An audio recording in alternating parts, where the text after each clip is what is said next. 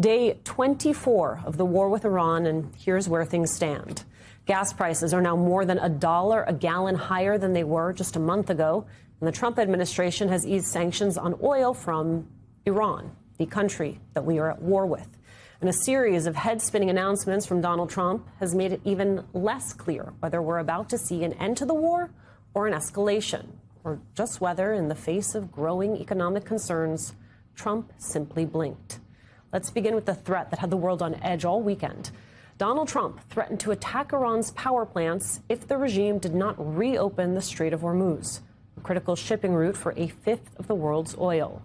It was an ultimatum they had 48 hours to comply. Then, this morning, just ahead of the market's opening here in the U.S., Trump announced on Truth Social that he was postponing strikes on Iran's power grid for at least 5 days, and that the U.S. and Iran were negotiating an end to the war. Trump's Middle East envoy, Steve Witkoff, and his son-in-law, Jared Kushner, who has no official role in the government, are leading the negotiations on the U.S. side. That's according to Trump.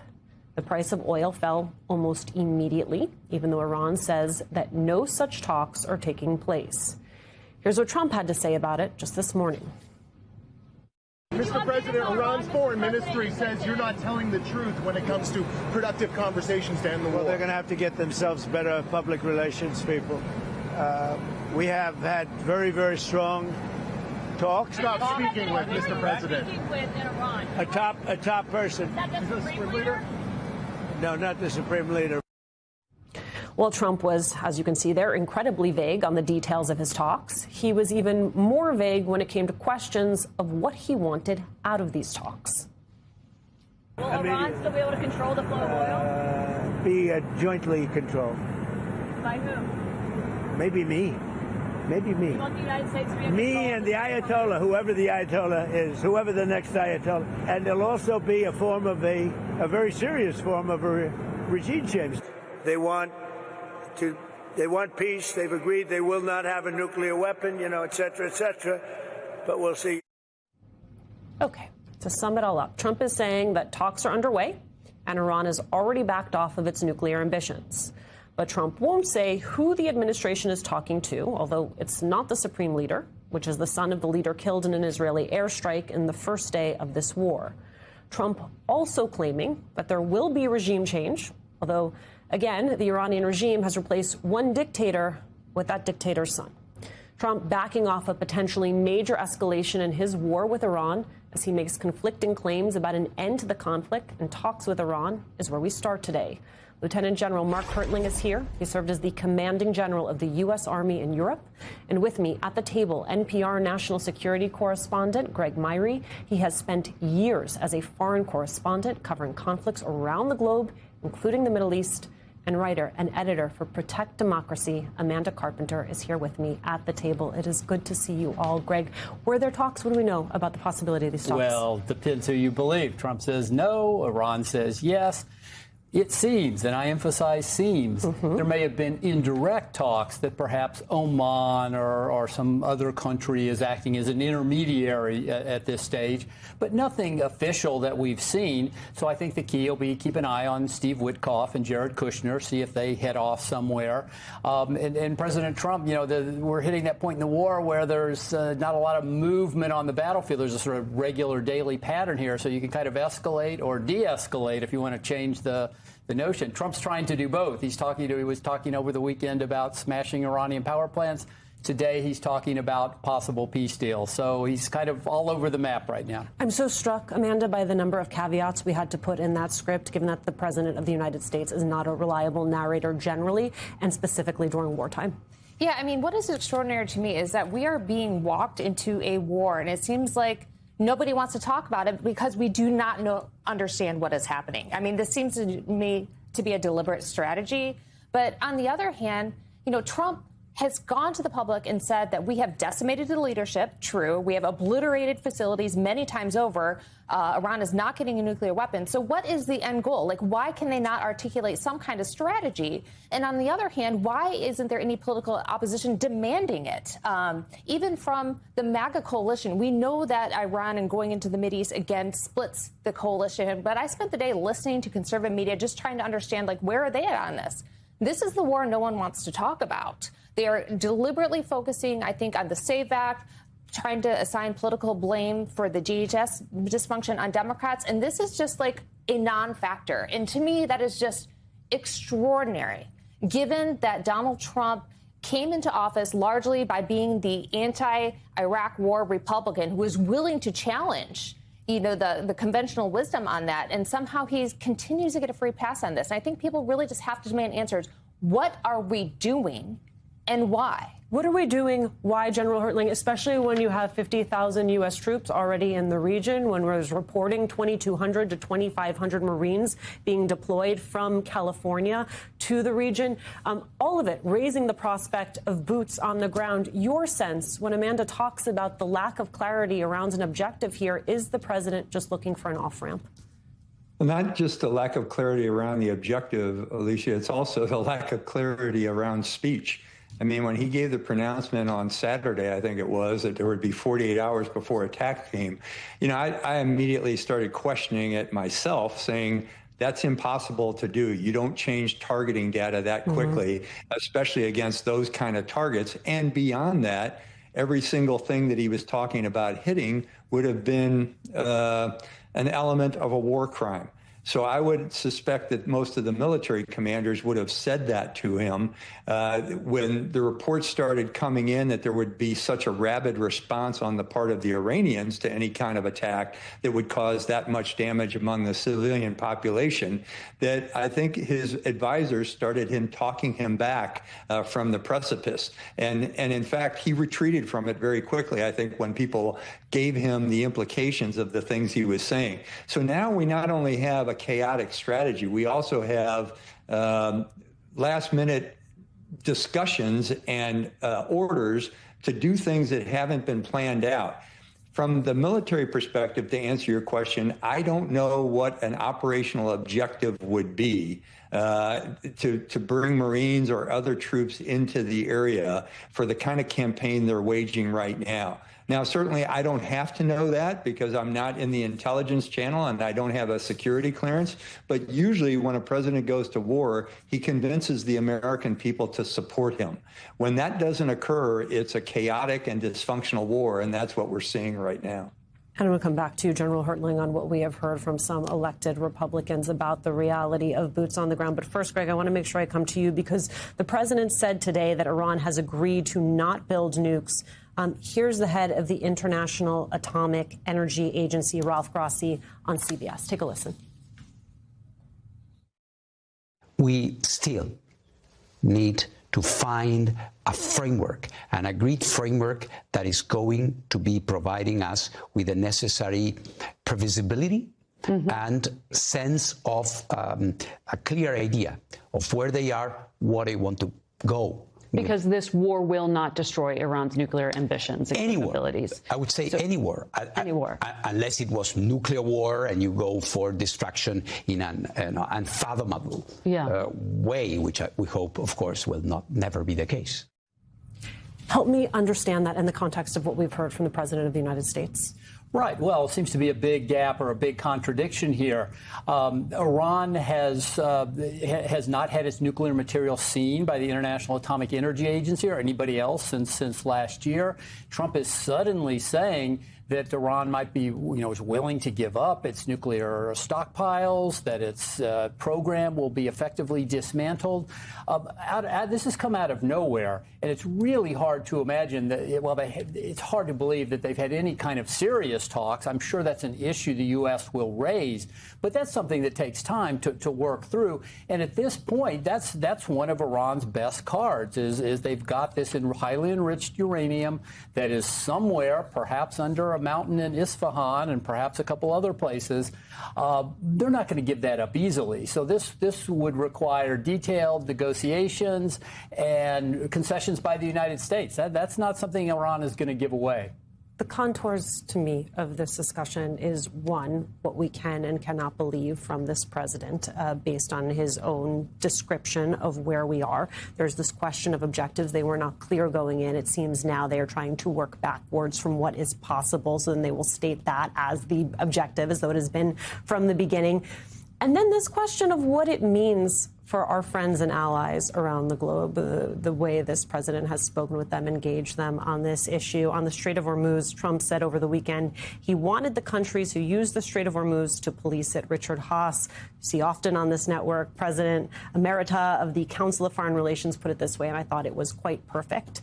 Think of it as a new Trump doctrine for the Middle East. We broke it, but you own it. Right? I mean, we now are going in, making a mess, and the president is trying to hand that off to our allies. Who then wants to be our ally? Yeah, and that might even be a rosy situation, right? I think, as you mentioned, the biggest challenge of Trump 2.0, as it was in the first one, but to a more extreme level, is trying to figure out what is true and what is not. You mentioned that you think, and I think this is probably right, when we're looking to find out information about what is happening in Iran, we should be looking at Witkoff and Jared Kushner. That is a terrible situation to be in, where we have to read the tea leaves for the president's son-in-law to find out what is happening about our war in Iran. I mean, you look at the messengers that they send out to speak about this. I mean, Scott Bessent, the Treasury Secretary, is probably one of the most visible figures. Why is that? I mean, they're treating this almost like it's only an economic story, and I don't think that's positive for them because they don't have a plan to deal with $4 gas. But even taken at face value, why are we listening to Scott Bessent speak about this? We have no point of information to go to even get an official government line, even knowing that may be flawed. We are having a moment of sort of unbelievably dramatic news that's like if you were pitching a movie, the people you were pitching it to would say, no, that's too over the top. We can't do that. Denmark reportedly sent soldiers just a few weeks ago. They sent soldiers to Greenland armed with explosives and blood supplies. The explosives were to blow up the runways at airports in Greenland, and the blood supplies were in anticipation of combat casualties in a conflict with the United States. That is, if the U.S. could find a way to put U.S. troops on the ground in Greenland without landing on the blown-up airfields.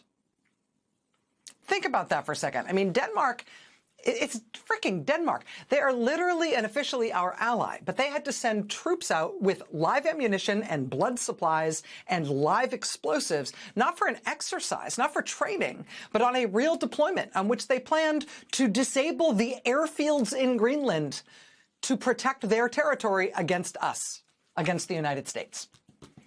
You may also recall that Denmark is in NATO. So if Trump actually does try to use military force to take Greenland, we will be at war with all of NATO. But now I guess we know how it would start. Too dramatic? Too far-fetched? Oh, wait, there's more. Consider Hungary right now. The authoritarian leader in Hungary, Viktor Orban, keeps getting visits from top U.S. officials. He just got one from Secretary of State Marco Rubio. He's supposed to host Vice President J.D. Vance very soon. Trump did a creepy video endorsement for Viktor Orban this weekend. Our government is doing everything they can to try to sort of fluff Viktor Orban right now, to prop him up, because Hungary is having elections next month. And if Viktor Orban allows those elections to go forward, it really looks like he's going to lose. So our authoritarian government is trying to prop up his authoritarian government with these big public shows of support. But because the news is the way it is right now, I also have to tell you that Russia is approaching this same task with a bit more style. New reporting from the Washington Post this weekend. Headline, to tilt Hungarian election, Russians proposed staging assassination attempt. Quote, in the run-up to Hungary's pivotal election in April, Russia's Foreign Intelligence Service last month began sounding the alarm over plummeting public support for Hungarian Prime Minister Viktor Orban, whose friendly ties to Moscow have long given the Kremlin a strategic foothold inside NATO and the European Union.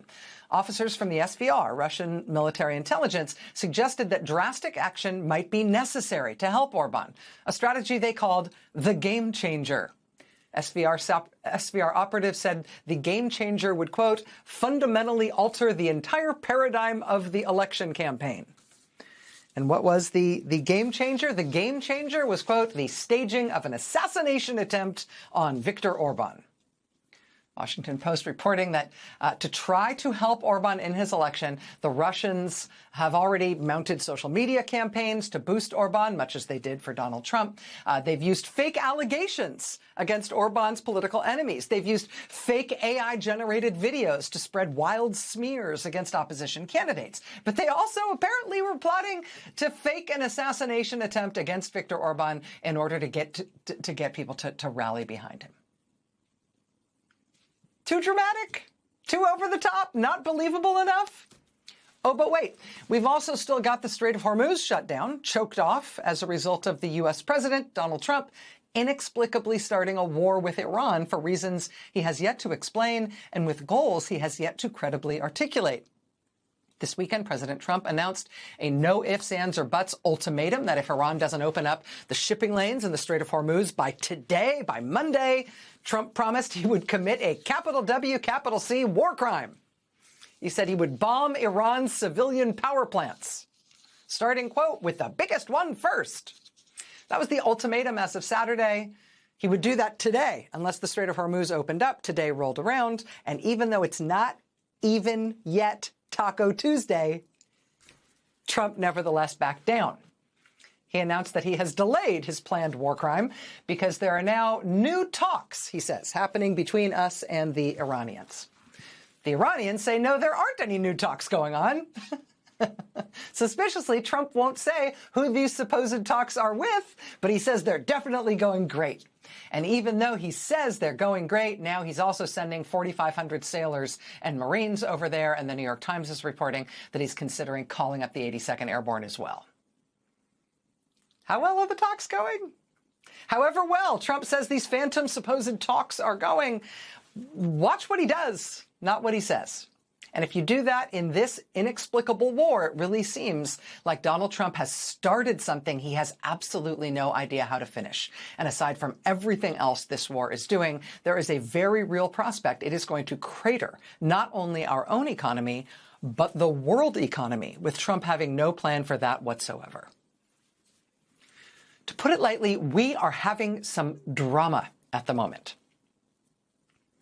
I mean, because of the president and his Republican Party's policies in Washington, 2 million Americans have lost their health insurance. Just since the beginning of the year, for millions more, health care has become dramatically more expensive, specifically because of Republican policies.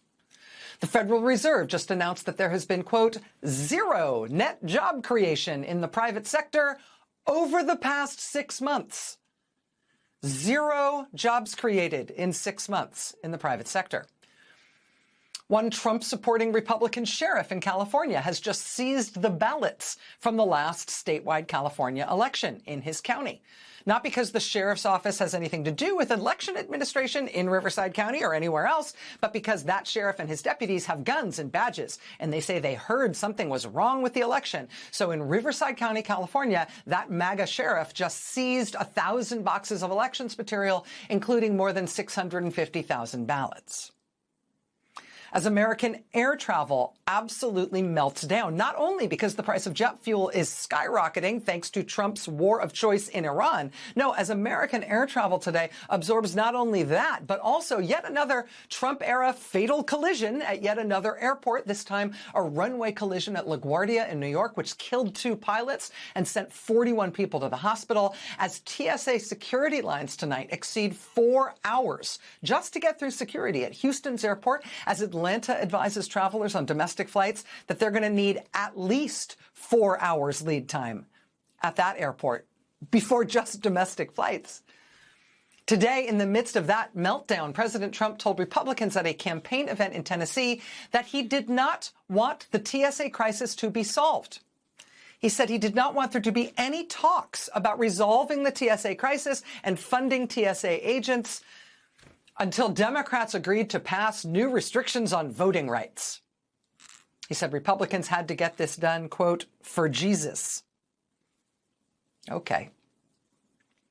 MS Now is reporting tonight that the ICE agents Trump has sent to the airport, supposedly to help with the TSA disaster, the ICE enforcement and removal operations officers, the ERO officers that they've sent, they, quote, do not have the ability to check travelers' identification or screen passengers.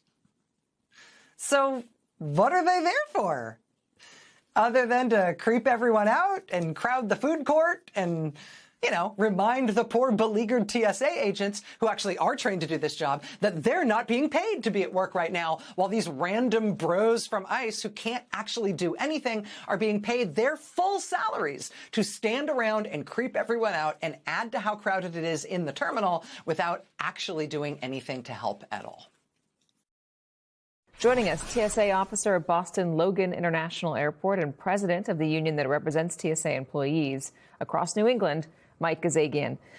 Mike, thanks so much for joining us. I'm a little bit confused about how these ICE agents are being deployed. They're supposed to help with these long lines. Are they doing check-ins? Have they been trained to do check-ins? Well, the ICE agents have not come to any of the airports in New England, so I can't tell you exactly how they're being deployed at the other airports. I suspect if they're being deployed outside of security, I mean, I would say that any kind of police presence outside of our security in an airport is a deterrent. However, if they're operating inside at the checkpoints, then, I mean, if they're doing ticket checking or they're standing at the exits, then it's an operational decision. But I really can't speak to exactly what they're doing at each airport. But TSA agents, generally speaking, are trained in a very specific way, right? It's not just any law enforcement officer can come in and do the same thing they're doing, or am I wrong about that? You're absolutely right. TSA agents are very well trained. It takes many months to earn your stripes, so to speak. And, you know, we're the best at what we do. There's nobody better in the world. We've got a 100% success rate. We've never lost a plane. And nobody does it better than TSA. And, you know, ICE has their own operations. They're not trained to do what we do any more than we're trained to do what they do.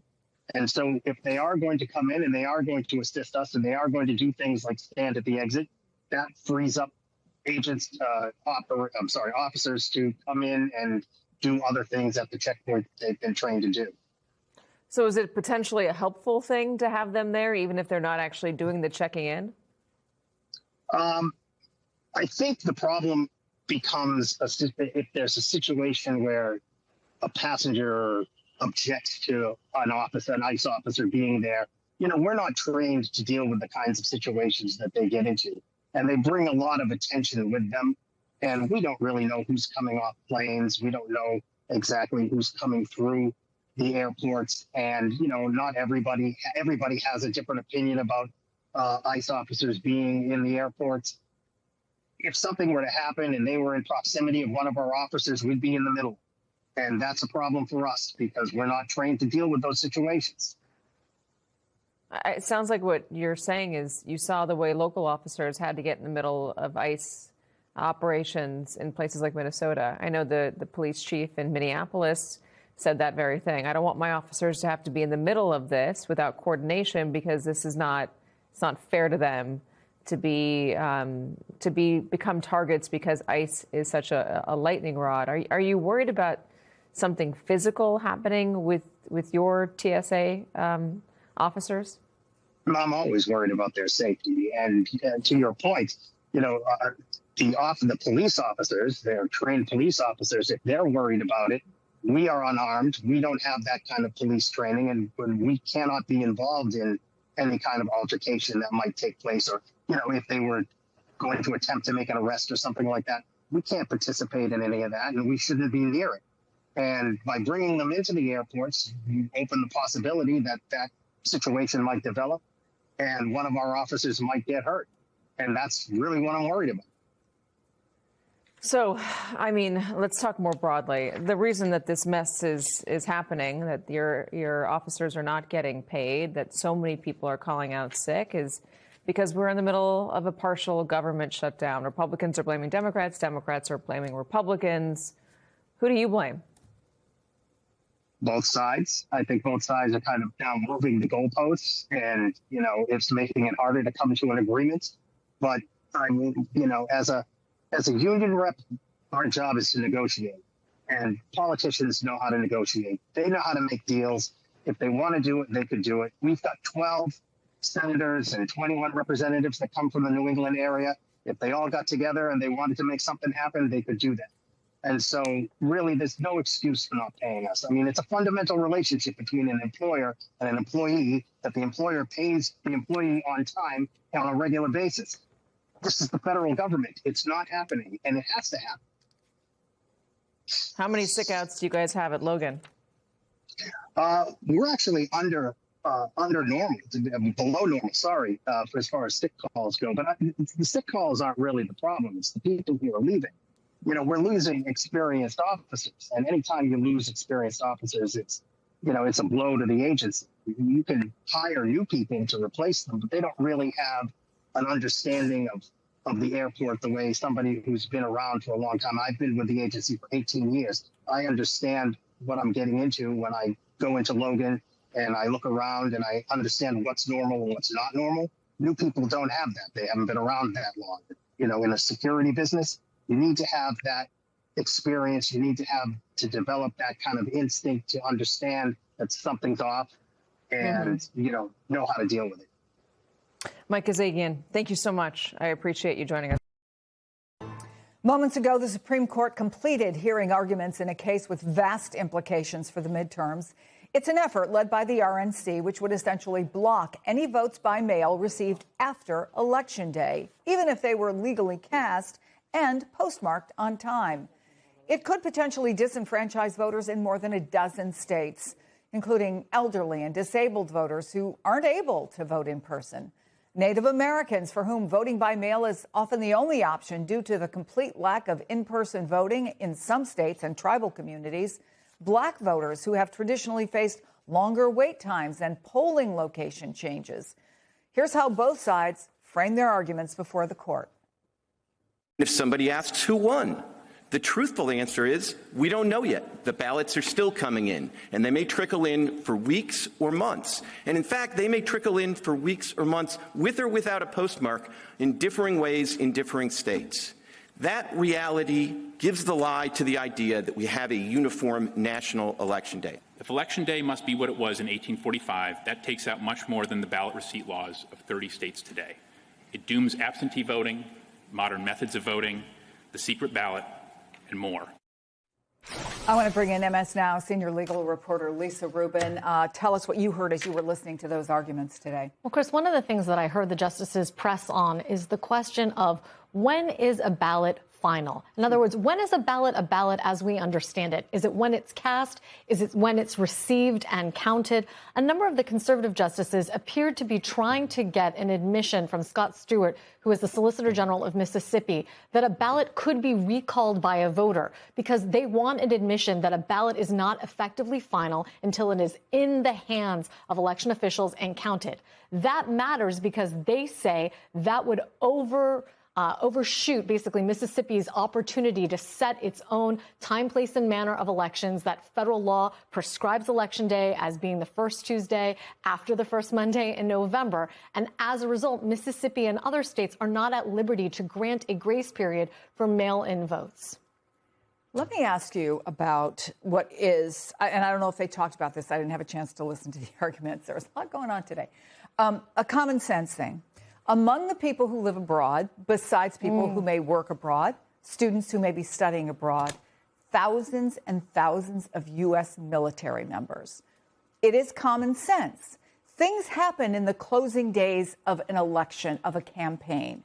And so for some people who may be undecided or leaning one way or another, may want to wait until they have all the facts at hand. But you don't have that option if you're living in Germany or Japan or anywhere else in any other country where you cannot physically be here to vote. And the defense of those uniformed service members and their right and opportunity to cast a vote when they see fit before Election Day was put to former Solicitor General Paul Clement, arguing on behalf of the Mississippi Libertarian Party today. She was essentially saying to him, look, that's a federal law, too. That's not just a manner of tradition or something that states prescribe. There is a federal law that speaks to the opportunity of uniformed service members to cast their ballots. And wouldn't you effectively be negating provisions of that law by insisting that The meaning of the word election, both constitutionally and in other federal statutes, necessitates a receipt and counting of all votes by Election Day. Wouldn't you be subverting the right of those uniformed service members to vote? That is one of, I think, few points that some of the liberal justices scored today. On the whole, during the argument, Chris, I would say it was not a great day for Mississippi. Scott Stewart, who argued on behalf of the state, had a resounding victory, as you'll remember, in the Dobbs case. He was the person who argued the overturning of Roe versus Wade. I doubt that he left the court today feeling as good as he did on that day, an observation made by some of our friends at the New York Times who are listening to the argument live. But what could this mean ultimately for the midterms? Ultimately, for the midterms, it could mean that the 18 states and a territory that have these grace periods by which you can postmark your ballot by Election Day and have it counted for a certain number of days thereafter, that those would be invalidated. And that, as you have noted, would have wide-ranging implications for any number of constituencies of voters. And we're not talking about Democrats or Republicans. We're talking about the elderly, people who work jobs that preclude them from getting to the polls at a time where they are open, people who are disabled, and, of course, people who are living overseas, including many members who are serving abroad in the United States military and our diplomatic corps. When do we expect a ruling here? I think this is one of those decisions that we will be biting our nails until the end of June. Fallon Gallagher and I will be waiting. She's in the courtroom right now, and I'm sure we're all really anticipating hearing from her what she saw today. Lisa Rubin, thank you so much. Because these lines are only going to get longer here as the Easter holiday approaches and spring break. This is a point where you're seeing 3, 4, 5 hours at a time in some of our nation's airports. I want to talk about SAVE, and Mike, I know you have and I just want to say questions. This guy, this Trump, he is tying himself in a triple knot all at once. TSA and the airports, the SAVE Act, and the war, which is just going on and on and on and getting worse and worse and worse and causing Americans to pay $4 for gasoline. And you know what? He keeps tightening the knot around himself. Last night he did it twice when he said don't negotiate unless you do TSA and when he sent the ICE to the airports, which is just going to cause... Can you believe how they did that? They first said, we're going to send them and we'll announce the plan later. Well, just like the war. We've been showing this all morning. Republicans that see this are shuddering, that have to run this fall. This is a nightmare for the Republican Party. It's the last thing they want to see.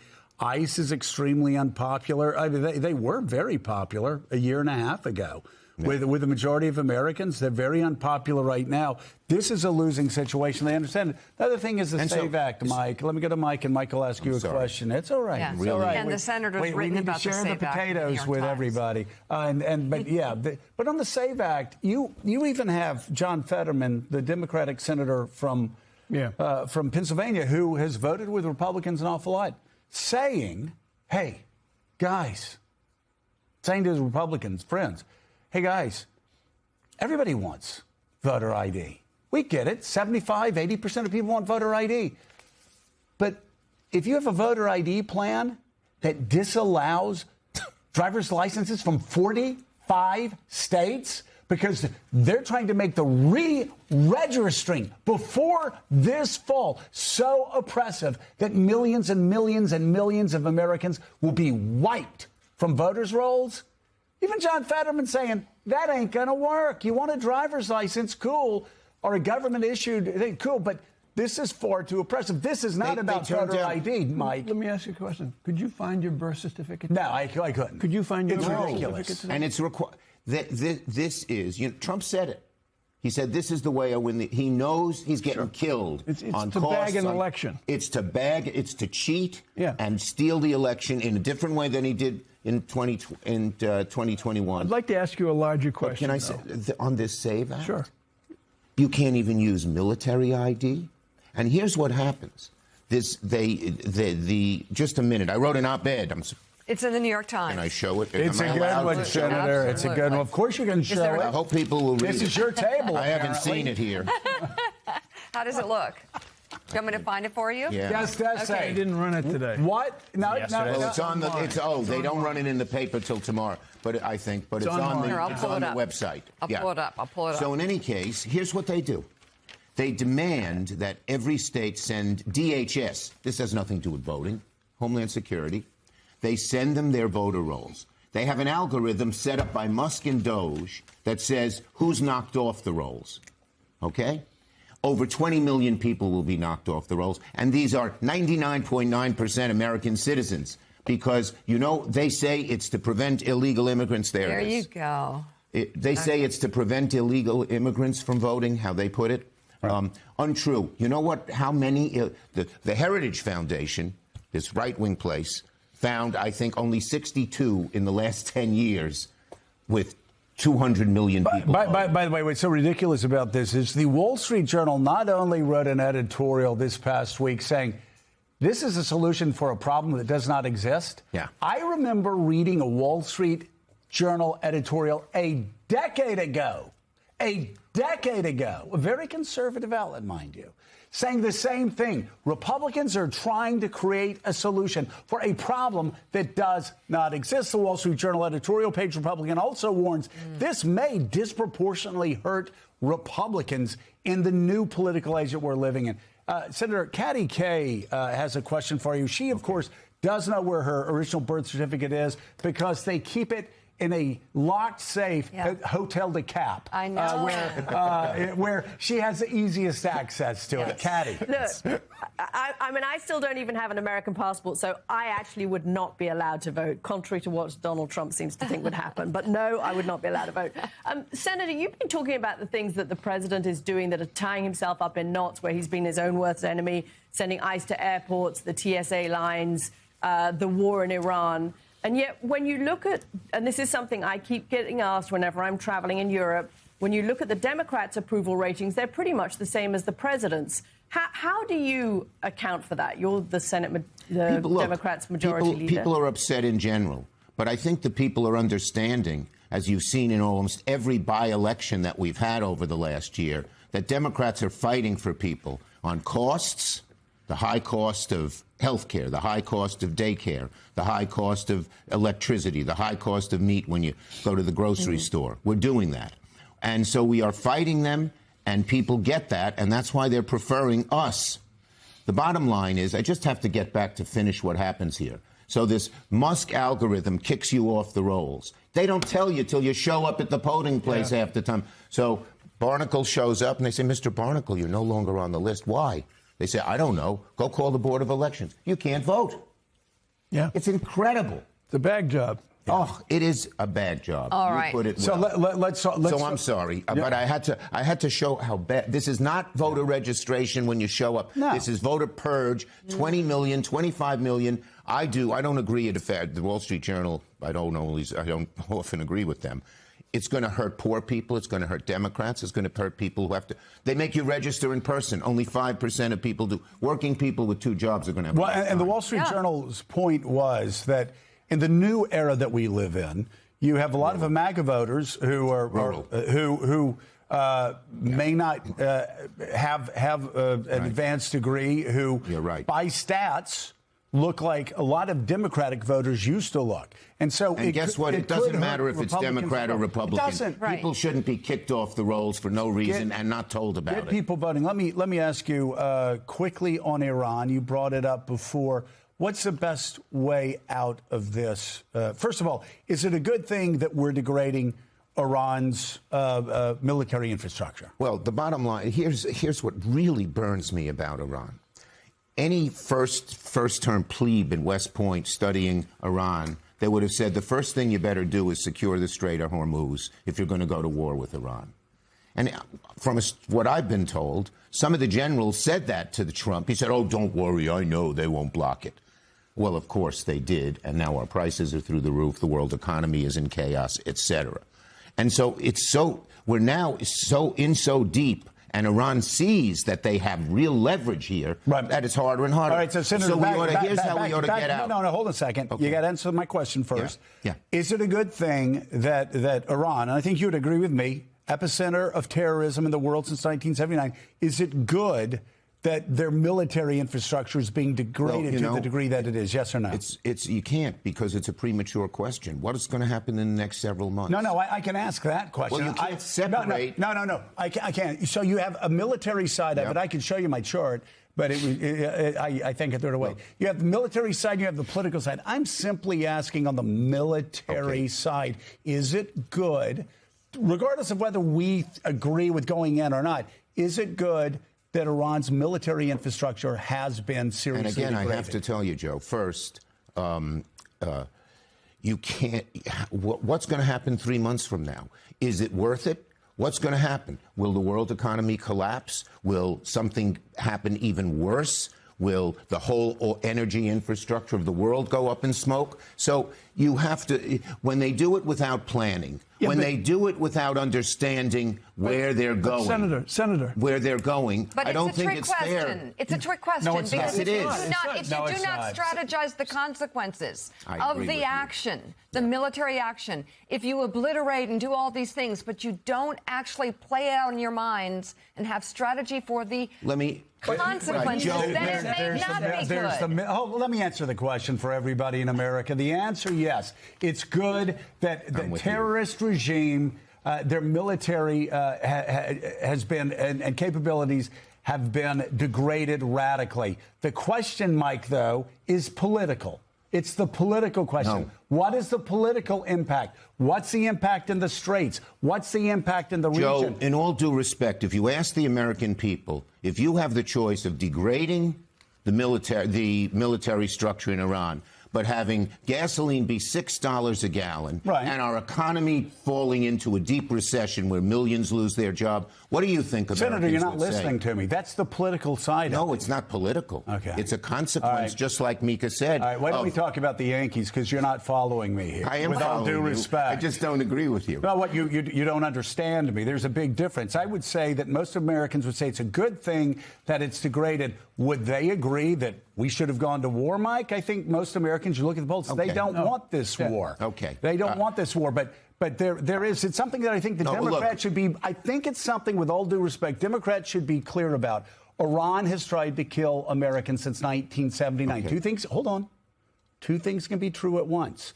It can be good that Iran's killing machine has been degraded. At the same time, the consequences may outweigh the good that come from that. Okay, It's okay look, to say that.